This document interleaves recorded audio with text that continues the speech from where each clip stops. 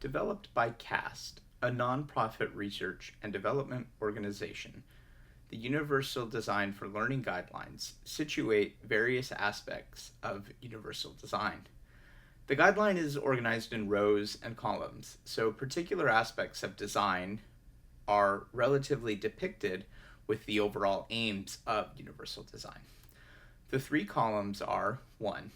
Design multiple means of engagement, 2. Design multiple means of representation, and 3. Design multiple means of action and expression. The three rows are access, support, and executive function. There are 3 cells to a column and 3 cells to each row for 9 total guidelines for universal design for learning.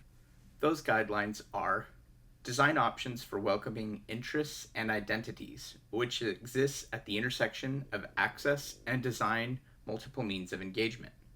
Welcoming interests and identities includes optimizing choice and autonomy, optimize relevance, value, and authenticity, nurture joy and play, address biases, threats, and distractions. Design options for sustaining effort and persistence exists at the intersection of support and design for multiple means of engagement.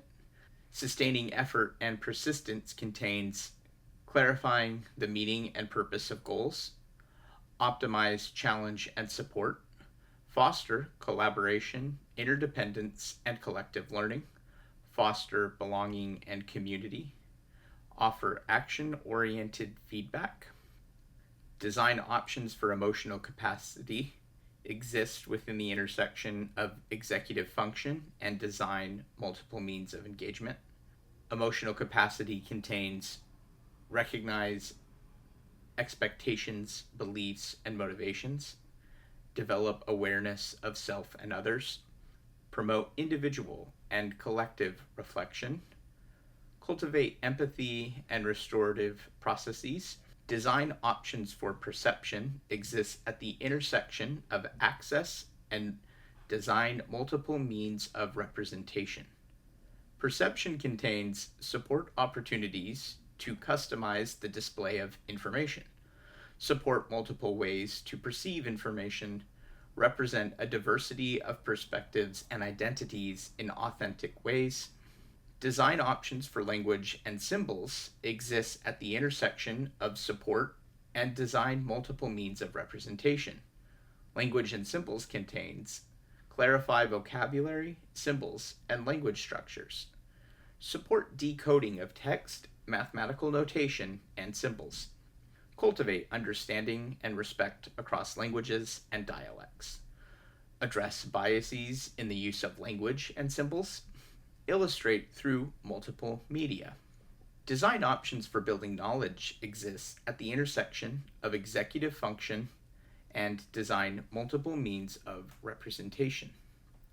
Building knowledge contains connect prior knowledge to new learning, highlight and explore patterns, critical features, big ideas, and relationships. Cultivate multiple ways of knowing and making meaning.